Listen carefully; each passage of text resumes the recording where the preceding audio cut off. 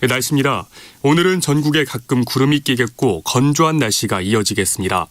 강원과 수도권 등 중부지방과 영남 그리고 전남 동부를 중심으로 건조특보가 계속되겠습니다. KBS 1라디오 4시 뉴스를 마칩니다. 지금까지 아나운서 이광엽이었습니다. KBS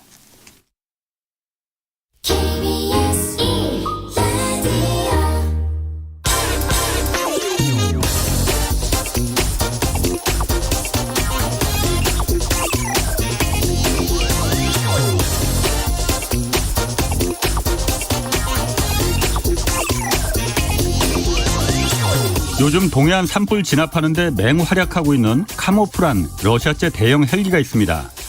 1998년 러시아가 디폴트, 즉 국가 부도가 났을 때 우리 정부는 이 카모프 헬기와 군사 무기들을 빌려준 돈 대신 받았습니다.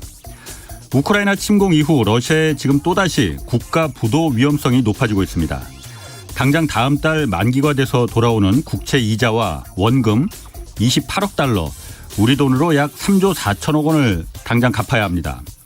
이럴 때 쓰려고 6,400억 달러 정도의 외화를 곳간에 쌓아뒀다고 하지만 상당수가 서방은행에 잠겨있다 보니까 제재 조치로 꺼내 쓸 수가 없습니다. 만기가 돌아오는 국채를 막으려면 다시 국채를 발행해야 하는데 누가 지금 러시아 국채를 사려 하겠습니까? 그나마 유통되던 러시아 국채 가격도 지금 반토막이 났는데 말이죠. 별다른 제조업이 없는 러시아 입장에서 이 석유와 천연가스 그리고 군용 무기 외에는 변변하게 팔만한 것이 없습니다. 급한 김에 헐값에라도 석유를 수출하고 싶지만 국제결제통신망 이 스위프트에서 러시아가 퇴출되면서 이마저도 지금 여의치 않습니다. 전쟁을 아이들 땅 따먹기 놀이처럼 쉽게 생각했던 대통령의 결정에 러시아 전체 국민들이 지금 아주 혹독한 대가를 치르게 됐습니다.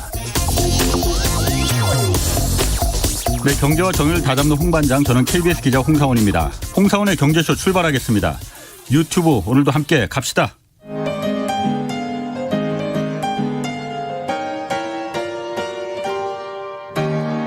대한민국 최고의 경제 전문가와 함께합니다. 믿을 만한 정보만 쉽고 정확하게 전해드립니다. 홍사원의 경제쇼. 네, 오프닝에서도 전해드렸지만 지금 우크라이나 사태로 러시아 디폴트 얘기가 자꾸 나오고 있습니다. 우크라이나 사태가 이 글로벌 경제와 증시에 미칠 파급력 오늘 자세히 알아보겠습니다. 오늘 원래는 염승환 이베스트증권 이사가 나올 차례인데 오늘 염승환 이사가 코로나 확진 판정을 받아서 그렇게 증세가 심하진 않다고 합니다. 그냥 확진만 받았다고 하니까 걱정하실 거는 아니고요. 그래서 대타로 김학균 신영증권 리서치센터장 나오셨습니다. 안녕하세요. 네, 안녕하십니까. 이렇게 어려울 때 도와주시는 분이 진짜 고마운 분입니다. 아유, 그랬으면 좋겠습니다. 자, 우크라이나 사태 좀 짚어볼게요. 오늘 국내 코스피 많이 떨어졌잖아요. 폭락했잖아요. 네. 이거 우크라이나 사태입니까? 그런 것 같습니다. 근데 제가 이렇게 금융시장에 있으면서 이번에 우크라이나 문제가 어떻게 될지는 저도 잘 모르는데 과거와는 다른 것 같아요. 왜냐하면 우크라이나에서 포성이 올린 게 2월 24일입니다. 근데 지금 한 2주 지났잖아요. 2주 후에 시장이 한국도 급락을 하고 지난주에 프랑스나 독일 같은 증시는 주가지수가 한 주 동안 10% 넘게 떨어졌습니다. 거긴 바로 옆이니까. 네, 천연가스 가격은 2배, 지난주에 유럽은 100% 올랐거든요.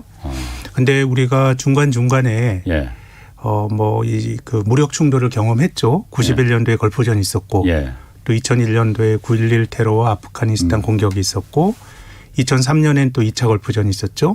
중간중간에 또 러시아가 우크라이나 침공한 사례도 있었는데 그게 우리가 세상 살아가는데 좋은 일일 수는 없습니다. 당연히 그렇죠. 전쟁이야. 근데 그때 주가의 반영은 전쟁이 나기 직전에 떨어지거나 포성 열리기 직전에 바로 반등을 했었어요. 그 얘기는 뭐냐면 이제 불확실성이 일단은 포성이 울리고 나면은 불확실성이 거의 없었는데요. 지금은 2주 지나서 이렇게 시장이 계속해서 반응을 하는 거는 이 자체가 과거와는 좀 다른 것 같아요. 그러니까 우리가 금융시장에 참여한 사람들이 이렇다 저렇다 지금 이제 지정학적인 그 리스크에 대해서도 어쨌든 주식을 살지 팔지 결정을 하려면 의견은 있어야 되거든요. 근데 돈을 걸고 사고 파는 금융시장 참여자들이 지정학에 대해서 무슨 통찰이 있겠어요. 그렇죠. 금융시장에서 벌어지는 일은 전부 학습 효과예요. 과거에 별일이 없었으니까 이번에도 별일 없을 거다라고 하는 게 사실 확률적으로 뭐 잘 모르고 하는 거랑 맞았던 것인데 이번에는 시장의 반응으로만 보면 조금 다른 것 같고요. 좀 이제 시계추를 조금 더 뒤로 돌리면 1914년도에 유럽에서 1차 세계대전이 발생을 했습니다. 근데 미국 증시가 석 달 휴장했어요. 뭐 뭔지 모르겠지만 하여튼 큰일이 벌어졌고 전쟁이 몇십 년 동안 없다가 악재라고 생각하고 직관적으로 석 달 동안 휴장을 하고 바로 이제 석 달 후에 개장을 하니까 주가가 쭉쭉쭉쭉 올라갔습니다. 뭐 합리적으로 생각해 보니 뭐 자기 아메리카 대륙에 전쟁이 일어난 것도 아니고 또 유럽이 난장판이 되다 보니 미국에 있는 기업들은 수출해서 돈을 많이 벌 수 있었던 거거든요. 그래서 1차 세계대전이 끝나고 나서 미국의 투자자들은 야, 이거 뭐 전쟁이라고 하는 게 너무 그 긴장했구나라고 학습 효과가 만들어진 것 같아요. 그리고 2차 세계대전이 일어났을 때 바로 그 학습 효과가 작동했습니다. 바로 주가가 올라갔거든요. 그 이후로 상당 기간 동안 주가가 미국 주가 떨어졌어요. 반대의 일이 발생한 거죠.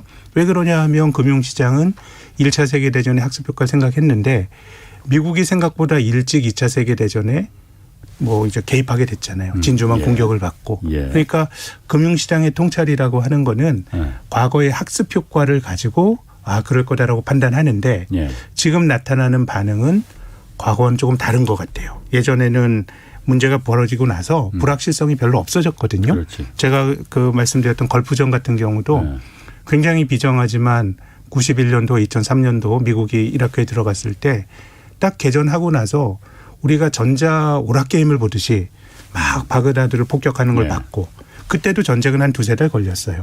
그렇지만 개전하고 나서 불확실성은 거의 없어졌거든요. 그런데 지금은 뭔가 과거와 다른 그런 모습들이 금융시장의 반응으로만 보면 과거와는 다르다라고 하는 것들이 자산시장의 프라이싱이 되고 있는 것 같습니다. 뭐가 다른지는 그럼 이후 분석이 끝났습니까 그러면은? 뭐 잘 모르겠다는 것이죠. 그리고 지금까지의 질서는 어쨌든 그 소련이 91년도에 해체가 된 이후로 미국 주도의 단극화된 질서였고요. 크게 보면 우리가 뭐 미국의 이해관계가 꼭 뭐 선이냐 그건 아니죠. 그렇지만 자본시장이라고 하는 거는 영미계 자본이 만들어온 룰대로 하는 거예요. 영국과 미국 앵글로색슨 민족이 만들어온 룰대로 하는 거다 보니 금융시장 입장에서는 미국의 의도가 관철이 되면서 더 이상의 어떤 불확실성은 없었는데 지금 투자자들이 걱정하는 것을 유추를 해보면 뭐 전쟁의 결과야 뭐 우리가 뭐 잘 모르겠습니다만은 설사 어떤 그 휴전협정이 맺어진다고 하더라도 과거처럼 미국 주도의 질서라기보다는 뭔가 러시아와 중국이 또 그 한 그룹이 돼서 뭔가 서로 대립을 하는 구도가 아닐까라는 생각이고 또 한 가지 뭐 자연스럽게 떠올릴 수 있는 거는 세계화의 후퇴죠. 세계화라고 하는 게 저는 경제적으로 세계화는 물건을 싸게 만드는 거라고 생각합니다. 이제 뭐 동서냉전이 붕괴된 이후로 동고에 있는 나라들이 자본주의 분업체제에 들어와서 굉장히 인건비 싼 데서 싸게 만들면서 우리가 인플레이션 걱정 없이 살았거든요. 그런데 지금은 이런 식의 전쟁을 겪으면서 이거 우리가 수입하는 천연가스는 유럽으로 가기도 힘든데 한국이 좀 양보해 달라 뭐 이런 얘기가 나오잖아요. 그러니까 이거는 굉장히 비용이 높아지는 세상이 오지 않을까라고 하는 걱정이 있는 것 같습니다. 전쟁 자체도 지금 뭐 불확실성이 있지만 그 이후의 세상이 뭔가 시장에서 결정이 되는 논리가 관철이 되고 좋게 말하면 효율성이 관철이 되고 물건을 싸게 만들 수 있었던 세상에서 뭔가 좀 비싸지는 세상으로 바뀌는 거 아닌가라는 우려가 그렇지 않아도 우크라이나 문제가 생기기 전부터 인플레이션이라고 하는 이슈가 있었는데 투자자들이 그런 걱정을 좀 하고 있는 거 아닌가 제 생각은 그렇습니다. 그러니까 전쟁 나기 전에 이미 인플레이션 때문에 불이 났는데 우크라이나 사태가 기름을 부었다 이렇게 투자자들은 판단을 하고 있다 이렇게 보면 되는 겁니까? 단기적으로는 뭐 에너지 가격이 앞서 말씀드린 것처럼 천연가스 가격이 2배 가고 이런 것들이 물리적으로 물가 상승을 부추기는 거지만 그 이후의 세상에서도 뭔가 비효율이 안보를 생각한다 그러면 지금 뭐 자기 근처에다 만들고 이게 다 비용이 높아지는 거거든요. 이제 혹시 그런 세상이 오지 않을까라고 하는 우려는 제 생각에는 뭐 충분히 가질 수 있는 걱정이라고 봅니다. 그럼 증권사마다 지금 다 어쨌든 이 부분에 대해서 원래는 처음에 그 센터장님 말씀하시듯이 우크라이나 개전 초기에는 원래 전쟁이 시작되면 주가는 오르게 돼 있다라고 그런 컨센서스가 일종의 있었거든요. 그런데 그 예측이 틀렸잖아요. 네. 증권사마다 다 이런 지금 예측을 하고 분석을 하고 앞으로 전망을 할 거 아닙니까? 네. 전망이 오늘도 굉장히 많이 내려갔는데 미국 증시도 좋지 않습니다. 어떻습니까? 그럼 앞으로 전망은? 뭐 제 생각에는 뭐 여러 가지 것들이 뭐 이제 복잡하게 얽혀 있어서요. 예. 또 다르게 생각을 하면 어쨌든 지금 미국 연방준비제도가 강하게 긴축을 할 거다라는 우려가 있었는데 예. 지난주에 또 파월은 금리를 또 공격적으로 올리기엔 좀 부담스러운 상황이 되는 것 같고요. 예. 뭐 과거에도 이런 적이 있었어요. 대부분의 이제 전쟁이 벌어지고 장기화되고 그러면 이 민간이 쓸 수 있는 문자를 군수 물자로 전용을 하고 하면서 이제 인플레이션이 생겼는데 예. 그랬을 때 뭐 이제 문헌 기록을 보면 2차 세계대전이나 아니면 1950년대 한국전쟁까지 예. 연준이 굉장히 인위적으로 낮은 금리를 유지하면서 아하. 뭐 그래서 뭐 플러스 마이너스가 지금 뭐 다 얽혀 있는데 예. 뭐 전체적으로는 아무튼 그 단기간에 끝나지 않는다라는 부분만큼은 예. 글로벌 투자자들이 좀 생각하지 못했던 아까 말씀드린 것처럼 최근 30년 내에 예. 뭐 80년대까지 해도 뭐 별로 없었잖아요. 예. 별로 뭐 없었던 일이기 때문에 조금 생각지도 못한 반응들이 좀 나오고 있는 것 같습니다. 그렇군요. 지금 뭐 유튜브 댓글에 여미사님 그 대타측으로 너무나 거물이 나오셨다고. 아유 무섭습니다. 자, 그 러시아가 그럼 디폴트 국가 부도 사태 네. 이 얘기가 지금 뭐 기사들도 많이 나오고 네. 뭐 증권사에서도 그런 분석 네. 지금 예상 전망하고 있죠. 근데 우리가 걱정하는 거에 비하면 네. 뭐 러시아의 디폴트는 큰 문제는 아닐 것 같습니다. 그래요? 뭐 러시아가 디폴트를 안 낸 나라냐? 하고 있었죠. 1998년도에 디폴트가 났었어요. 예. 네, 그 모라토리움을 선언했었고요. 예, 예. 또 그 당시보다 이제 국제 유가가 많이 올라가고 하면서 러시아에 대한 이제 글로벌 경제에 대한 편입도가 좀 98년보다는 높아지긴 했지만 예. 그래도 지금 뭐 외환 보유액 같은 것도 그 푸틴이 좀 덜 다변화시키면서 역사적으로 세상은 되게 혼란스럽습니다. 늘 빚 못 갚는 사람은 있는데 예. 이게 어떻게 보면 금융에서 나타나는 신뢰의 위기거든요. 그런데 예. 미국과 같은 금융의 중심지에서 사고가 나면 전 세계로 전파가 되는데요. 주변부에서 나게 된다 그러면 제 생각에는 별 문제는 없는 것 같아요. 예. 지금 뭐 3월 16일 날 러시아 국제만기가 돌아온다는 거 아닙니까? 1차로 그러니까 가장 먼저 3월 16일 날 이자 돈 한 1억 1천만 달러를 네. 내야 된다고 해요. 네. 근데 우리가 러시아보다 국제금융에 대한 편입도가 훨씬 컸던 피그스라고 하는 자본주의 블록의 집단 부도 사태나 집단 디폴트 비슷한 상황을 뭐 10년 전에 경험을 했거든요. 네. 이 나라들. 포르투갈, 그리스, 뭐 이탈리아, 스페인. 네. 이런 나라들이 규모는 러시아보다 훨씬 컸거든요. 예. 그렇기 때문에 뭐 금융 쪽에서 설사 뭐 손해를 보는 주체들은 나올 수가 있는데 예. 98년도에 근데 러시아의 모라토리움은 미국 증시에 큰 충격을 줬습니다. 그 자체가 큰 충격이라기보다 예. 당시에 노벨 경제학상을 받았던 그 경제 수학자들이 해치펀드를 만들었습니다. 그래서 아주 정교한 수학적 모델로 돈을 90년대 중반부터 긁어 모으고 있었는데 예. 그들이 이자율이 높은 러시아 채권에 아주 그 레버리지라 그러죠. 잔뜩 빚을 해가지고 투자를 했다가 예. 러시아가 빚을 못 갚는다 그러니까 그렇게 한 포지션을 잡았던 롱텀 캐피탈 매니지먼트라고 하는 헤지펀드가 파산하니까 예. 이거는 미국에서 굉장히 어려움이 겪게 됐어요. 그래서 S&P 500이 예. 러시아 모라토리움 국면에서 20% 떨어지고 예. 당시에 그 미국의 연준 의장이 그린스펀이었는데 예. 그것 때문에 금리를 낮췄거든요. 어. 근데 그것도 냉정하게 생각을 해보면 뭐 러시아 사태의 어떤 단일 변인이라기보다는 예. 특정 경제 주체가 많은 포지션을 잡았기 때문에 문제가 되는 건데 지금도 우리가 그런 일종의 유탄 음악 날라오잖아요. 예. 러시아 ETF 투자했는데 기준가가 0이 됐다. 상장 폐지될 거다 이런 얘기가 나오는데 예. 뭐 그런 거야 참 투자하신 분들 굉장히 마음 아프시고 큰 데미지겠지만 시스템적인 리스크는 아니거든요. 그래서 뭐 혹시 모르게 이건 뭐 우리가 알 수가 없는 거죠. 예. 러시아의 극단적인 포지션을 잡은 사람이 파산을 하고 이런 것들이 신용위기가 나올 수는 있는데 그건 뭐 우리가 알 수는 없지만 뭐 최근에 뭐 여러 가지 정황을 보면 러시아와 중국은 조금 이제 다른 길로 이미 많이 좀 가고 있는 것 같거든요. 그래서 뭐 그런 게 아니라 그러면 러시아의 디폴트 자체는 설사 뭐 디폴트가 나더라도 뭐 국제 금융에 미치는 파장은 예. 크지 않을 거라고 저는 봅니다. 러시아가 어쨌든 금융적인 측면에서는 그렇게 글로벌적으로 차지하고 있는 포션이 그렇게 크지 않기 그럼요. 때문에 네. 거기가 러시아가 국가 부도를 낸다 하더라도 네. 뭐 미국이든 한국이든 별 영향은 없을 것이다라는 이제 논리신데 네. 이게 남유럽하고는 다른 게 네. 러시아는 일단 가장 지금 안 그래도 우크라이나 사태가 나기 전부터도 에너지 문제, 공급망 부족 문제가 그것 때문에 전체적인 그 체인을 깨트리는 네. 네. 원인이라고 했는데 네. 러시아는 어쨌든 에너지 공급망에서 매우 그렇습니다. 중요한 포션을 차지하고 있잖아요. 네. 금융면에서는 뭐 좀 찌질할지 몰라도 네. 그 부분은 그런 문제가 안 됩니까? 그러니까 제 생각엔 그것은 부도의 문제라기보다 예. 미국이 지금 러시아를 경제 제재하는데 예. 우크라이나 침공했던 첫째 주에 뭐 스위프트 배제 이런 것들이 가능성으로만 나올 때 에너지는 제재하지 않겠다 이런 얘기했거든요. 예, 그렇죠. 러시아가 거의 세계 2위권의 산유국입니다. 예. 미국이 뭐 압도적으로 많고요. 예. 사우디와 러시아가 비슷하니까 지금 예. 미국 입장에서도 유가가 올라가서 걱정이니까 그런 얘기를 했기 때문에 예. 그거는 디폴트와 상관없이 아하. 경제 제재 과정에서 글로벌 경제가 좀 치료해야 될 큰 비용인 것 같습니다. 예. 에너지 가격 급등은요. 그러니까 부도하고는 상관없다 이거죠. 아까 그리고 잠깐 말씀하셨듯이 러시아 지금 ETF에 오히려 그게 워낙 많이 떨어지니까 우리 국내 개인 투자자들이 여기 700억 넘게 매입했다고 해요. 네. 워낙 많이 떨어지니까 이거 괜찮은 겁니까 그러면? 아유, 근데 지금 이거는 뭐 아직까지 상황이 가변적이라서 어떻게 될지 모르는데요. 예.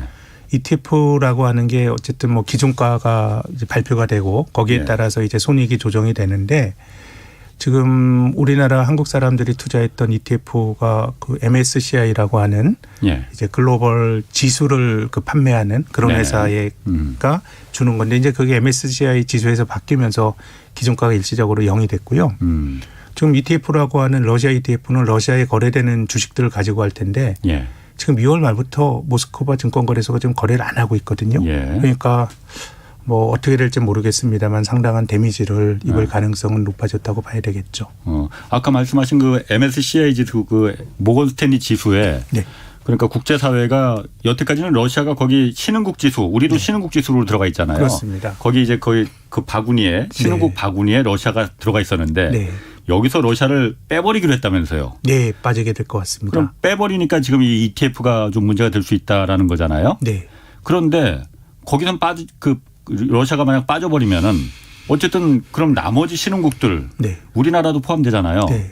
여기에 더 많은 돈이 네. 국제 자본들이 들어갈 수 있는 거 아니냐. 그럼 우리 증시는 좋은 거 아니야? 이런 생각 들던데. 그 부분만큼은 좋죠. 근데 네. 이제 MSCI 신흥국 지수에 예. 한국은 한 13% 정도 포션이고요. 예. 러시아는 한 1.4%입니다. 예. 그래서 지금 이제 MSCI 신흥국 지수에서 만약에 러시아가 빠져나온다 그러면 한국으로 들어올 수 있는 돈의 규모가 예. 1조 원 조금 넘는 정도 규모입니다. 뭐 그 정도는 좋은데 예.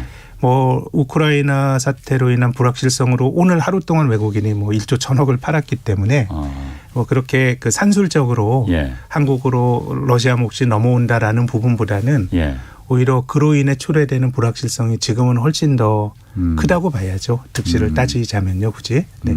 또 러시아가 1.4% 정도이니까 예. 이게 뭐 규모가 뭐 대단히 크거나 이러진 않습니다. 그러면 그 과거 사례로 봤을 때 어쨌든 이번 우크라이나 사태가 그러니까 우리 주식시장 네. 우리 뭐 어쨌든 투자자들이 지금 그 오늘도 굉장히 마음의 상처 입은 분들 많이 있으실 텐데 예.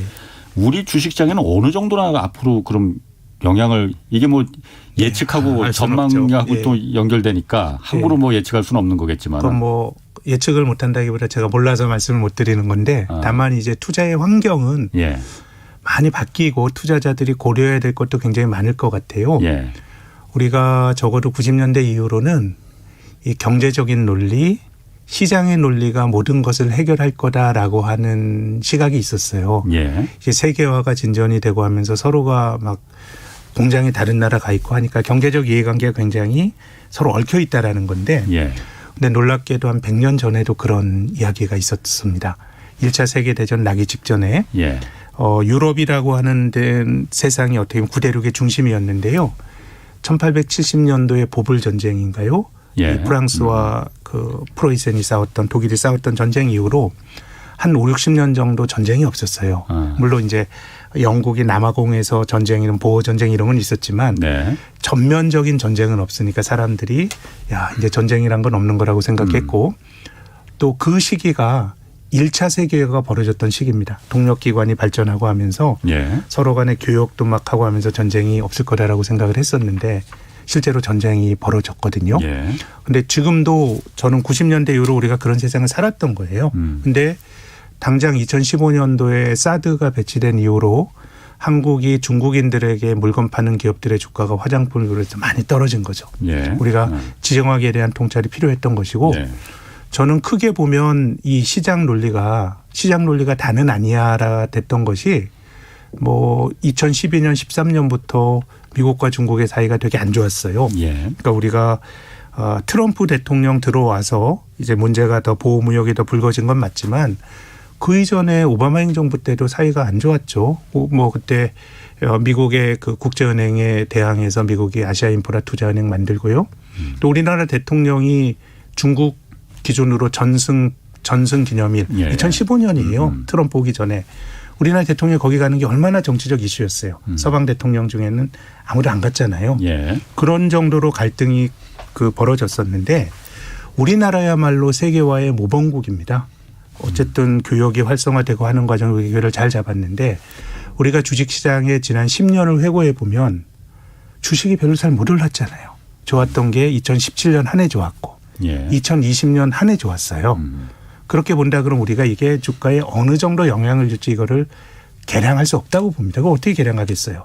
다만 투자하는 데 있어서 지정하게 영향을 주면서 한국과 같은 세계화의 모범적인 국가에게는 굉장히 여러 가지 어려운 선택을 하게 만들고 저는 주식에도 알게 모르게 영향을 주고 있는 거 아닌가 생각을 합니다. 그러면 그 주식 시장에는 금융 시장에는 그렇다 치고 경제와 기업에 특히나 지금 유가가 지금 뭐 150달러 배럴당 150달러 넘어서 지금 200달러까지 뭐 말하는 사람도 있어요. 경제와 기업에는 이 산업에는 어느 정도나 영향을? 예, 뭐 유가가 한국이 이런 식으로 어느 정도 이제 에너지 가격이 올라가게 되면 사람들이 적응을 하게 되는데요. 이거는 2020년도 코로나 터졌을 때 말도 안 되게 국제 유가가 마이너스 유가까지 갔던 거거든요. 그러다가 이런 식으로 올라간다라고 하는 건 우리나라의 교육 조건을 아주 굉장히 나쁘게 만드는 그런 상황이라서요. 제 생각에는 지금은 경기도 비교적 괜찮은데 원자재 가격이 높으면서 인플레이션이 더 생기는 거거든요. 그런데 이런 식으로 지속이 된다 그러면 저는 경기가 꺾일 것 같고요. 오히려 한 올해 하반기로 갈수록 중앙은행이 금리 올리는 것도 굉장히 신중해질 것 같습니다. 부담스러워질 거라 이거죠. 그럼요. 예, 뭐 물가 높아진 게 우리가 뭐 많이 써서 그런 게 아니고 우리가 통제 못하는 변수 때문에 이렇게 유가가 높아진다 그러면 그렇게 되면 굉장히 그 주름이 많이 잡힐 것 같고요. 그 최근에 유가를 보면서 또 드는 생각 한 가지는 제가 이제 전쟁 이후에 한 2주 지나고서 시장이 뒤늦게 반응하는 것도 참 못 봤던 일이라고 말씀드렸는데 지금처럼 달러 가치가 강해지는데 유가가 올라가는 경우를 못 봤습니다. 달러 가치가 강해지는데 유가가 올라간다. 달러 가치가 강해지는 건 당연할 것 같아요. 전쟁이 나니까 가장 안전한 자산인 달러에 너도나도 갖고 싶을 거 아니에요. 그렇습니다. 근데 유가하고는 무슨 상관이 있는 거죠? 그게? 원유는 대부분이 아니라 이제 그 1차 오일 쇼크가 나고 저는 그것을 뭐 미국과 사우디아라비아의 밀월 뭐 이렇게 표현하는데요. 1971년도에 미국이 이제 금태환을 포기했죠. 예전에는 미국 내에서는 이미 이제 금태환은 없어졌고요. 대공황 때. 미국 밖에 나라 사람들이 달러 가지고 미국에 가서 금 주세요. 그럼 금을 주는 그런 세상이 71년까지 있었죠. 근데 60년대 이제 미국의 국제 수지가 적자로 반전이 되면서 이제 더 이상 내줄 금을 내주기가 어렵게 되면서 닉슨 대통령이 금태환을 중단했거든요. 그러면서 크게 보면 달러 가치가 약해지는 역사였는데 달러 못 믿겠다. 그렇습니다. 금 준다고 그러더니 금으로 안 주네. 그때 미국과 사우디의 밀월 중에 하나가 이제 원유 거래는 전부 달러로 하자라는 겁니다. 그럼 달러가 올라갈 때 어떤 일이 발생하냐면 미국 사람들은 달러 가치와 상관없어요. 달러를 주고 기름을 사니까. 근데 우리나라를 예로 들어보겠습니다. 우리나라가 그 원유를 1배럴을 예를 들어서 1달러에 사온다고 가정해 보겠어요. 그럼 1달러가 얼마 전까지 한 1,100원 했잖아요. 근데 달러 가치가 강해져서 뒤집어서 원화 가치가 약해진다 그러면 지금은 1,200원, 1,220원을 줘야 돼요. 그럼 우리 입장에서는 똑같이 1달러 주고 사지만 달러 가치가 강해짐으로써 뒤집어서 우리나라 통화 가치가 비싸게 살 약해지면 수밖에 없네. 비싸게 사야 되잖아요. 예. 그러면은 달러 가치가 강해진다는 얘기는 미국 밖에 있는 나라들은 예. 원유를 사오는 가격이 높아진다는 얘기거든요. 그렇지. 예. 그럼 가격이 높아지면 수요가 줄어들겠네요. 그렇죠. 예. 그래서 비싸니까 뭐 자동차도 덜 몰게 될 테고. 그렇습니다. 그래서 70년대의 하이퍼 인플레이션 오일 쇼크 때도 그때 달러가 약했던 시기였고요. 예. 2007년도에 140불 갈 때도 달러가 약했던 시기였어요. 그래서 지금의 국제 유가가 100달러 이상 급등을 했던 70년대 물론 그렇지 않습니다만 그때도 13배 올랐는데 전부 달러가 약해지는 국면에서 유가가 올라갔는데 지금 달러가 꽤 강한데도 유가가 올라간다라고 하는 거는 지정학에 대한 불안이 더 크다. 훨씬 더 크게 프라이싱이 되는 것 같아요. 뭐 강달러, 약달러 어떤 금융의 논리인데요. 예. 그럼에도 불구하고 지금 유가가 급등한다라는 거는 어떤 경제 외적인 지정학적인 논리가 훨씬 강하게 작동하는 것 같고 아무튼 달러가 이렇게 강한데 유가가 올라가는 것도 과거에 못 봤던 일입니다. 그러면은 지금 달러가 굉장히 강하잖아요. 네. 그러다 보니까 그 기름값은 떨어져야 되는데 달러가 강하니까 사오는 가격이 더 비싸지니까 우리는 뭐 아무것도 한 것도 없는데 네. 잘못을 한 것도 아닌데 이제 기름값이 비싸지니 그럼 자동차도 덜 몰고 공장도 좀 야 기름 비싼데 좀 나중에 돌리자 뭐 이런 생각이 들 테니까 기름값이 그럼 수요가 적으니까 내려가야 될 텐데 지금 오히려 달러가 강한데도 가치가 높아지는데도 기름값이 올라가더라. 네. 그러면은 공장을 더 안 돌릴 거 아니에요. 못 돌릴 거 아니에요. 그러면은 물가도 계속 올라가고 네. 공장도 안 돌리니까는 공장을 돌리고 오더라도 이제 가격을 또 전가를 해야 되겠죠. 그렇지. 전가를 하고. 않으려면 뭐 그럼 전체적으로 경기가 어쨌든 네. 계속 좋지 않을 거 아니에요. 그러니까 이런 것들이 지난주에 글로벌 증시가 아주 망가지는 상황에서도 브라질 이런 데 주가 올랐어요. 예. 커머디티를 보유한 뭔가 그 땅에서 그 원유가 나오는 팔 수 있는 나라들은 예. 대체적으로 주식이 좋고요. 캐나다가 좀 덜 빠졌어요. 이런 데는 좋은데 예. 대체적으로 보면 이제 그런 나라들보다 서구에 있는 나라 유럽 같은 경우 거의 뭐 수입 많이 하는 나라고요. 예. 또 동북아에 있는 경제 강국들도 전부 수입을 많이 하는 나라라서 예. 원재재 가격이 올라가게 되면 일부 수혜를 보는 나라가 분명히 있지만 아하. 지금 글로벌 밸류체인 전체적으로 보면은 뭐 득보다 실이 훨씬 많다고 봐야죠. 아니 그러면 제가 묻고 네. 싶은 건 그거거든요. 지금 인플레이션을 넘어서 그러면은 네. 인플레이션 잡으려고 지금 금리 인상한다 긴축한다 막 이 찰나에 그 시점에 딱 맞춰서 전쟁이 터져버린 거잖아요. 네. 그러다 보니까 스태그플레이션으로 이거 가는 거 아니냐. 왜냐하면 기름값이 너무 올라가면은 네. 기름값이 너무 올라가면 그 부담을 어쨌든 소비자들한테 전가를 시켜야 되고 소비자는 너무 비싸니까 아유 나 안 살래 물건. 너무 비싼데 어제까지만 해도 이거 1,000원이었는데 지금 왜 2,000원을 받으려고 그래. 그러니까 그럼 물건이 안 팔리면은 경기는 경기대로 죽고 네. 물가는 물가대로 계속 올라가고 이게 스태그플레이션이잖아요. 스태그플레이션이죠. 예. 그런데 그게 참 지속되긴 어려운 게 예. 시간이 지나면은 경기가 나빠서 사람들이 못 쓰면서 이제 유가도 떨어질 수 있다라고 저는 봅니다. 그런데 예. 이제 70년대가 거의 그 유일하게 그런 일이 벌어졌던 시기인데요. 예. 그때는 뭔가 높아진 가격에도 그 노동자들이 어떻게 보면 70년대까지는 진보의 시대였어요. 미국에서도 비교적 정부가 많이 개입을 해야 된다라고 하는 케인즈 경제학이 경제학의 예. 주된 사조였고 또 노동조합도 굉장히 강력했고 그래서 기름값이 막 올라가도 노동자들의 임금도 최근에 미국 노동자들이 임금이 올라간다 이런 얘기가 나오는데 70년대 미국 노동자들의 임금 상승은 지금의 3배 정도가 그렇죠. 되니까 뭔가 이제 높아져도 임금이 높아지고 예. 그러면서 사쓰고 하면서 이게 지속이 됐는데 제 생각엔 오히려 지금의 원재재 가격 급등은 스태그플레이션이 아니고요. 스태그네이션. 경기가 나빠지면서 물가도 같이 떨어지는 그게 내포가 되는 거 아닌가라고 생각합니다. 아무리 지정학적 불안이 커진다고 해도 예. 이게 제 생각에는 계속 높아진 가격이 지탱이 되기 힘들고요. 또 원유와 관련해서 앞서서 제가 미국이 러시아를 다 제재를 하는데 예. 어떻게 보면 미국 입장에선 간제 안 나게 에너지는 좀 뺄까? 이게 자기들이 취해 있는 어려움을 지금 반영한 거거든요. 모양새 빠지게. 네. 근데 이제 다음에서 또 미국이 예. 취할 수 있는 거는요. 예. 미국이 지금 세계 최대 산유국이 됐어요. 가격이 높아진다 그러면 지금 생산이 늘어야 되는데 예. 미국의 쉐일 오일 생산이 생각보다 덜 늘어요. 예. 이건 왜 그러냐 하면 탄소 중립이나 이런 아젠다가 있는 거예요. 기업 예. 입장에서는 아무리 쉐일 오일이 시출해서 기름 나오기까지 시차가 짧다고 하더라도 그래도 투자를 해야 되는 거거든요. 근데 이게 지금 이러다 반짝했다가 나중에 탄소 중립으로 가면 어떻게 될 거냐인데 미국도 저는 거기에 대해서 선택을 할 수가 있고요. 저는 그 러시아를 뭐 공격하는 게 지금은 어쨌든 금융거래 자체를 막는 것도 굉장히 강력한 무기고 80년대 소련 붕괴 직전의 그 경제 상황을 보면 미국이 이제 레이건 대통령이 스타워즈 막 이런 거 하면서 군비 경쟁을 했죠. 그러면서 소련이 없는 살림에 쫓아가면서 어려움을 겪었고 또 한 가지는 저유가입니다. 그렇죠. 그 당시에도 소련이 폭락했죠. 에너지에 대한 의존도가 높았거든요.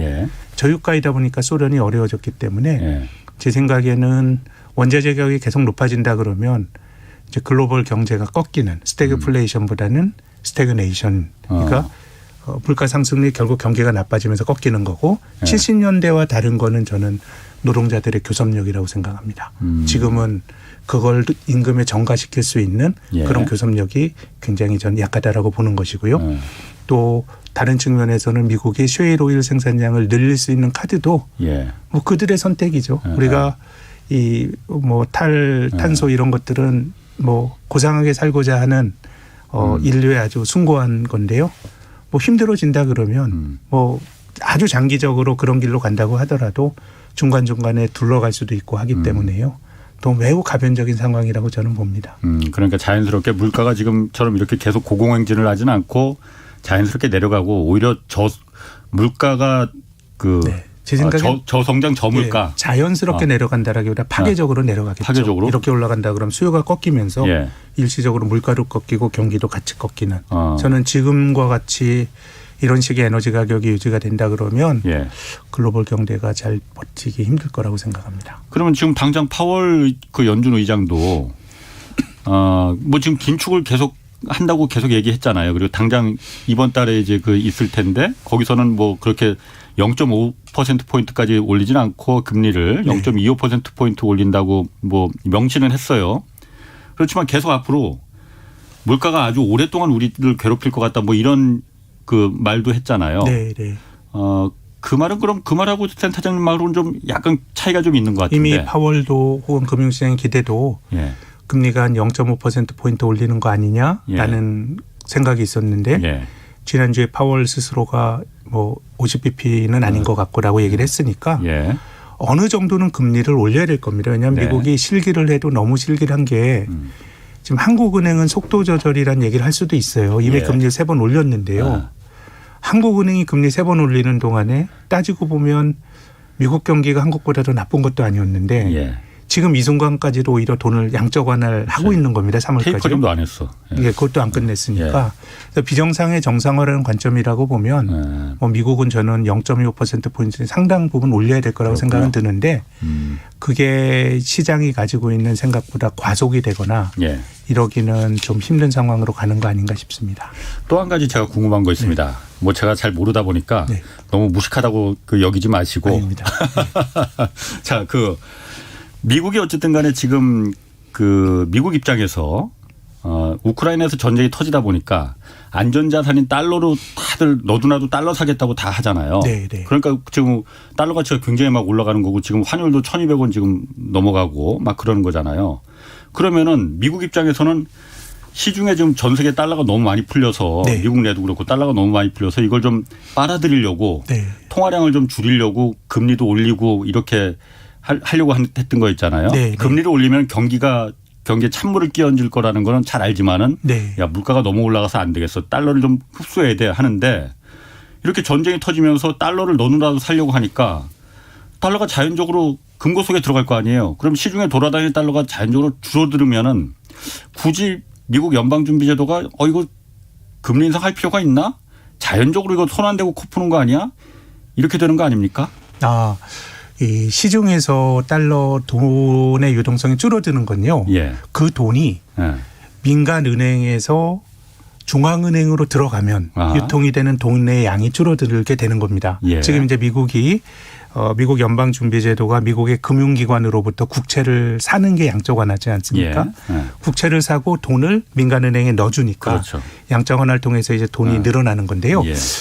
지금 우리나라도 원달러 환율이 오늘 1,220원 넘어간 것 같아요. 그러면 달러를 한번 사볼까라는 생각을 하실 수 있을 겁니다. 근데 달러 사서 금고에 넣어놔야지 이 생각 네. 당연히 들겠죠. 근데 실제로 우리가 달러를 살려면요. 원화를 한국에서 달러로 바꾸는 행위가 되는 거잖아요. 예. 달러를 바꾸는 행위인데 개인들의 경우는요. 예. 실제로 뭐 달러를 내 그 뭐 침대 매트리스 밑에 뭐 500불, 1000불을 넣을 수가 있는데 대부분의 경우는 달러 자체를 갖고 있는 게 아니고요.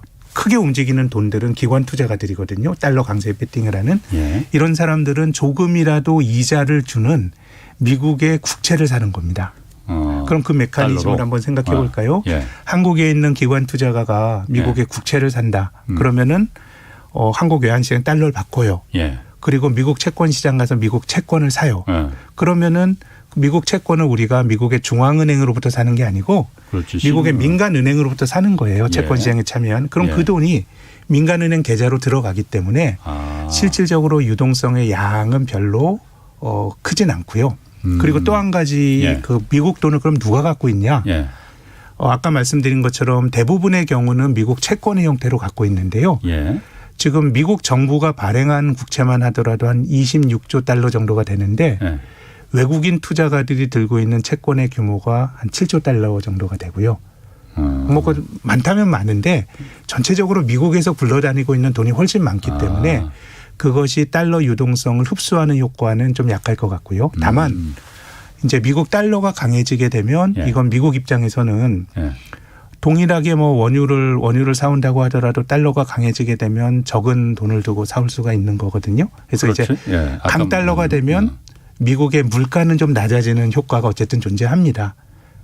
미국의 물가는 달러 가치가 강해지니까 네. 수입 물가는 당연히 수입 물가가 조금 낮아지는 예. 효과가 존재합니다. 그렇기 때문에 이제 미국의 인플레이션 부담이 좀 완화가 되고 그 과정에서 이제 미국이 또 긴축을 좀 뭐 강도를 약화되고 이런 것들 우리가 개념적으로 생각할 수 있는데 예. 뭐 지금처럼 뭐 기름값이 막 튀고 그러면 이건 뭐 그 정도로 해결될 문제가 아니기 때문에요. 예. 그러니까 달러를 투자한다고 해서 그게 다 금고 속에 넣어놓고 이렇게 네. 쟁여놓거나 네. 미국의 기관 투자자들도 미국 중앙은행에서 직접 나 미국 국채 좀 살려니까는 내가 갖고 있는 달러 좀 당신이 갖고 하죠. 네. 이게 아니고 네. 미국의 일반 시중은행들한테 그 예. 돈이 달러가 들어가는 거니까 네. 오히려 통화량은 더 늘어나는 효과가 있다. 그럼요. 그리고 그게 또 미국 국채 형태로 예. 잡히니까요. 이번에 러시아가 규제를 당한 것도 예. 그 달러를 아마 러시아 중앙은행이 미국 국채를 가지고 미국에 있는 예. 미국 국채를 그 현물로 출고해서 모스크바에 두는 사람 별로 없을 거 아니에요. 그렇죠. 예. 미국에 있는 금융기관 계좌 안에 있으니까 예. 그걸 막아버리니까 실제로 그렇죠. 외환보유액이 동결이 된 거거든요. 예. 그렇기 때문에 뭐 달러를 줄이는 효과는 좀 크진 않을 것 같습니다. 네. 저는 그래서 또 미국이 또 이거 전쟁 덕분에 손 안 대고 코 푸는 거 아니야? 이래서 미국만 좋은 거 아니야? 이렇게 생각했는데 그건 아니군요. 예. 자, 그러면 미국 연준도 지금 고민이 클 것 같아요. 네. 연준 금리 인상, 기준금리 당장 이번 달 15일, 16일 날 일단 올리는 거 결정이 되잖아요. 네. 그리고 이번 달부터 시작해서 앞으로 한 7번 정도 더 그 기준금리를 올릴 건지 말 건지 이 타임테이블이 있다면서요. 네. 앞으로 전망은 어떻습니까? 그러면은 중요한 변수가 어쨌든 우크라이나 사태라는 변수가 생겼는데. 네. 이게 지정학적 긴장이 지속이 된다 그러면 예. 우리가 2019년으로 시계추를 한번 돌려보면요. 그때 미국 연준이 물론 이제 2015년부터 17년까지 금리를 올려놨기 때문에 예. 금리를 낮출 수 있는 일종의 버퍼가 생긴 건데 보험용 금리 인하라는 걸 통해서 금리를 낮췄습니다. 그때 2019년 미국 경제가 별로 안 나빴습니다. 예. 그때 트럼프와 미국 중국 간의 관계가 나빠지면서 예. 그때 연준이 보호무역이 미국 경제를 상당히 끌어내릴 수 있는 우려가 있다 그래서 보험용 금리나 금리를 3번 낮췄거든요. 예. 지금은 금리를 뭐 낮추지도 못하죠. 제로금리니까. 그렇지. 예. 그래서 코로나 이전의 수준까지 금리를 올리는 과정은 네. 좀 미국이 계속 해야 된다고 봅니다. 아. 그렇기 때문에 제 생각엔 0.25%포인트씩 예. 금리를 계속 올려가는 과정들이 나오겠지만은 예. 이것을 뭐 파격적으로 금리를 많이 올리거나 지금은 인플레이션의 원인이 단지 뭐 수요가 좋아야 경기가 좋고 수요가 좋으면 이건 과열이 있으니까 중앙이 금리를 올려서 과수요를 억제하자라는 게 금리 인상의 목적이거든요. 그런데 지금은 이렇게 원재재 가격이 뛰는 거는 이건 수요로 설명하기 힘들고요. 그렇지. 이런 상황이라 그러면 제 생각엔 FOMC가 열릴 때마다 한 0.25%포인트씩 이걸 뭐 베이비 스텝 이런 얘기 하는데요. 예. 뭐 그런 정도로 가지 않겠는가. 연준이 파격을 또 취하면서 인플레이션 기대 심리를 꺾기 위해서 오히려 경제 전반의 불확실성을 높이는 일을 저는 하기는 매우 힘든 상황이라고 봅니다. 2019년에 그 상황에도 금리를 낮췄던 걸 생각하면 지금은 금리를 낮추진 못한다고 하더라도 연준이 그 과하게 금리를 올리는 긴축을 하긴 전 힘든 상황으로 갔다라고 생각을 합니다. 근데 아까 그 물가가 네.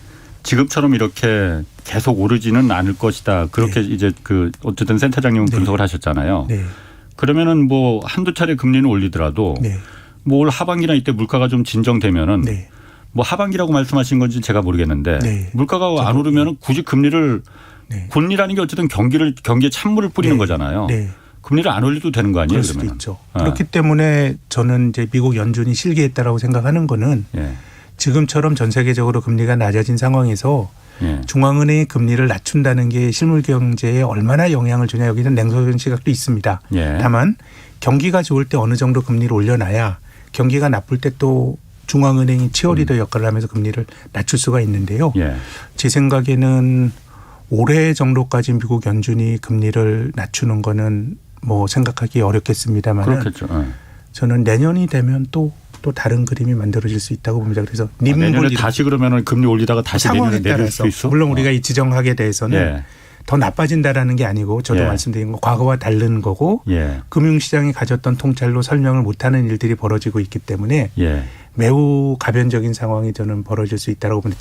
그러니까 지금과 같은 상황이 지속이 되면서 예. 경제 외적인 이유로 에너지 가격이 높아지고 이런 거라 그러면 예. 저는 오히려 이것이 경기를 심하게 꺾을 수도 있고요. 그러니까 예. 그런 거라 그러면은 중앙은행이 금리를 올릴 수 있는 명분은 예. 많이 약해질 수 있다고 봅니다. 그러니까 지금 제 말씀이 사실 뭐 좀 이렇게 많이 그 금융시장에서 거론되는 많은 이야기를 그럼 좀 딴 세상 얘기 같지만 다르게 한번 얘기를 해보면요. 그럼 뭐 연준은 권위가 있었습니까? 작년 8월까지만 하더라도 2022년의 금리 인상 시나리오는 주된 시나리오가 아니었어요. 예. 연준도 2022년에 금리 안 올린다. 2023년에 올릴 거라 그랬잖아요. 예. 그러다가 작년 9월에 FOMC를 딱 하니까 2011년 9월이죠. 그때 연준 위원들의 점도표를 보니 그 다음에 2022년 9월 금리 인상이 딱 찍혔어요. 점점 당겨졌죠. 예, 그때 금융시장 참여자 생각, 이 사람들이 2022년에나 2023년에 올리겠는데 내년에 올릴 수는 이때 했거든요. 그럼 12월이 됐어요. 예. 그랬더니 금리 인상 기대치가 6월로 당겨졌어요. 또 1월에 FOMC 회의록을 열어봤더니 이게 거의 3월로 당겨졌어요. 그러면 당겨졌을 뿐만 아니라 금리 인상뿐만 아니라 양적 긴축, 채권을 파는 양적 긴축도 하겠다는 얘기들을 했거든요. 예. 그럼 지난 7, 8개월 한번 보시면 연준 인사들의 말이 뭐 권위가 있었습니까? 굉장히 상황에 따라 바뀌고 있는 상황이기 때문에 예. 뒤집어서 생각해 보면 저는 반대의 시나리오로 생각할 수 있고요. 예. 그래서 이제 미국이 FOMC를 하게 되면 회의록이 뭔가 좀 알쏭달쏭한 얘기를 합니다. 그래서 예. 이제 미국 연준의 회의록을 분석하는 사람들을 패드워치라 그래요. 무슨 예. 접속사 하나가 빠진 걸 가지고 많은 의미를 부여하고 하는데 저는 2월 달에 미국 연준의 1월이었군요. 1월 달에 FOMC 회의록에서 인상 깊었던 거는 님블이라는 단어가 있어요. 님블. 민첩하게 하겠다라는 건데요. 그때 시장에서는 이거를 0.5%포인트도 올릴 수 있다라는 쪽으로 해석을 했지만 예. 저는 반대편으로도 님블할 수 있다고 봅니다. 예. 뭐 중앙은행 통화정책이라는 건 상황에 놀리고 또 지금 우크라이나 문제라고 하는 것은 우리가 알지 못하는 영역으로 지금 금융시장의 학습과는 다르게 움직이니까 예. 중앙은행 행동도 많이 이제 좀 가변적으로 바뀌지 않을까라는 생각이 들고 그래서 뭐 저 역시도 어떤 것을 특정하기는 어렵지만 지금과 비슷한 환경이 된다 그러면 올해 하반기가 되면 인플레이션보다는 경기 둔화에 대한 걱정이 훨씬 클 것 같고요. 그리고 물가도 지속적으로 올라가긴 높은 물가가 경기를 꺾는 형태가 나올 수 있을 거라고 저는 생각합니다. 저성장 저물가가 올 수도 있다. 네. 금리라는 게 올리는 게 네. 서로 너도나도 물건이 지금 오늘 안 사면 내일은 더 올라갈 테니 네. 지금이라도 빨리 사야 돼. 가서 마트에 가서 막 이것저것 사니까 막 그 경기가 과열돼서 물가가 올라가고 그게 인플레이션으로 번져서 그러면은 금리를 올려서 그 수요를 좀 줄여야 돼라는 게 이제 통화 정책이잖아요. 네, 네. 근데 지금은 사실 그거보다는 너도나도 사려는 것도 물론 있겠지만은 네. 석유값 올라가고 뭐 공급망 부족 때문에 이것 때문에 지금 물가가 올라가는 게 더 큰 것 같은데 네. 금리 올린다고 이거 어디서 석유가 갑자기 나오는 것도 아닐 거 아니에요. 그러니까 우리나라 생각해 보면 지금 우리나라 지금 그 운전하시는 분들 보시면 이제 휘발유 가격 혹은 경유 가격 많이 올랐거든요. 예. 뭐 이게 내 잘못이 아니에요. 그렇지. 예. 나의 과소비의 결과가 아니거든요. 예. 그래서 그 코스트 측면, 비용 측면에서 물가가 많이 올라간다 그러면 사람들이 먹고 살기가 힘든데요. 예. 근데 이것이 또 전쟁이라고 하는 매우 정서적인 효과가 있는 이런 이벤트로 올라가는 상황에서는 중앙은행이 단순 물가지표만을 보고 금리를 움직이는 거는 매우 저는 조심스러워질 거고 또 그 정책이 또 긴축의 정신에도 맞지 않는다고 봅니다. 과소비를 억제하는 게 목적인데 예. 그렇잖아도 먹고 살기 힘들어서 민생고가 높아지는데 여기 또 비용을 높이는 거는 또 좋은 정책이 아닐 수 있죠. 그러면 미국은 그렇다 치고 우리나라는 네. 우리나라는 어떻습니까? 이미 아까 말씀하신 대로 선제적으로 좀 세 차례 올렸어요. 네.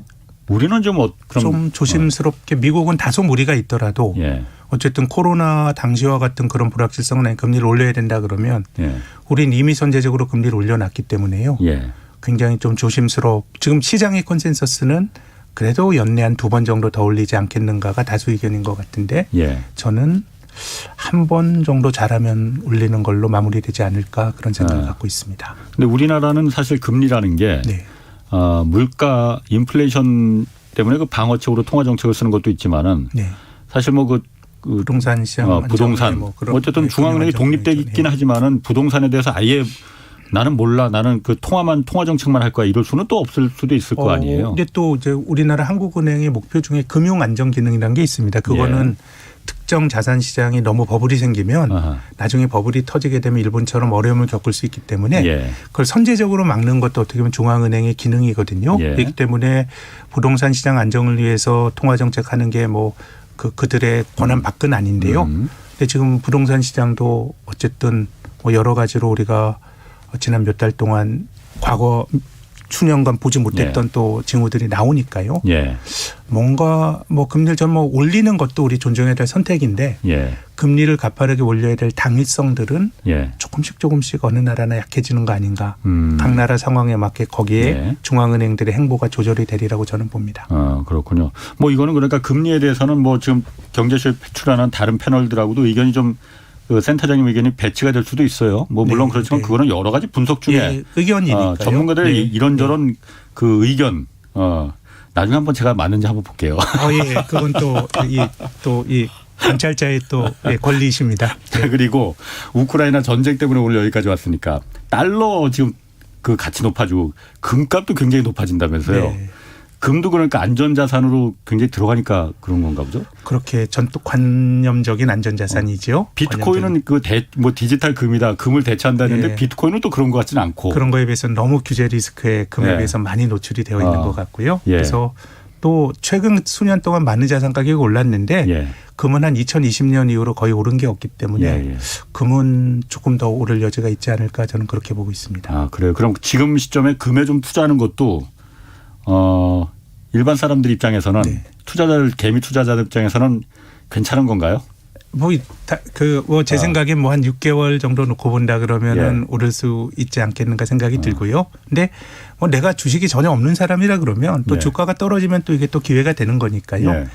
좀 다변화 다른 거 잔뜩 들고 있는 분이라 그러면 금을 사시는 게 좀 포트폴리오 다변화 효과는 확실히 있을 거라고 봅니다.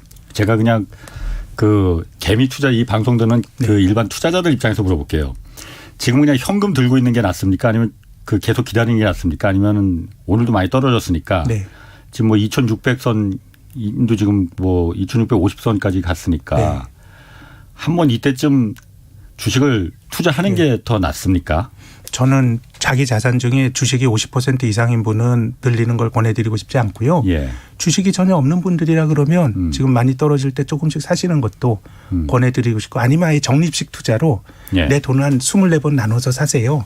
주식 투자식에 좋은 시기는 없어요. 안전한 시기도 없고 적립식으로 하신다 그러면 지금 새로 시작하는 시기로는 우리가 3,300일 때도 용기 있게 덤벼들었는데 네. 지금 2,600이라 그러면 나누어서 해볼 만한 시기라고 저는 봅니다. 적립식 투자라는 건 그런 상품이 따로 있는 겁니까? 아니면 그냥 제가 개인이 하는 매월 거예요? 정해진 돈을 가지고 사는 거죠. 뭐 그런 자기가? 식의 상품도 있고요. 네. 그러니까 자기가 나는 매월 월급날 20일 날 무조건 네. 얼마는 내 내 돈을 월급이 나누어서. 얼마는 예. 오르든 주가가 오르든 내리든 살 거야 이렇게 한다는 그렇게 건가요? 할 수도 있고 금융기관에 그런 식의 또 상품에 가입하실 수도 있죠. 예. 알겠습니다. 오늘 너무 거물급 대타가 나와주셔서 좋은 아유, 말씀 무슨 많이 말씀을요. 고맙습니다. 김학균 신영증권 리서치센터장 함께했습니다. 고맙습니다. 감사합니다. 자, 오늘 여기까지 하겠고요. 내일 다시 찾아뵙겠습니다. 지금까지 경제와 정의를 다잡는 홍반장 홍사원의 경제쇼였습니다.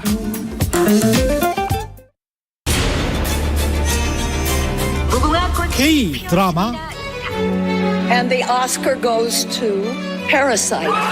K 무비 Smooth like butter, like K 팝 세계를 뒤흔들고 있는 K 열풍 이제 최경영의 최강 시사가 이어갑니다. 대한민국 대표 K 시사 매일 아침 7시 20분 최경영의 최강 시사.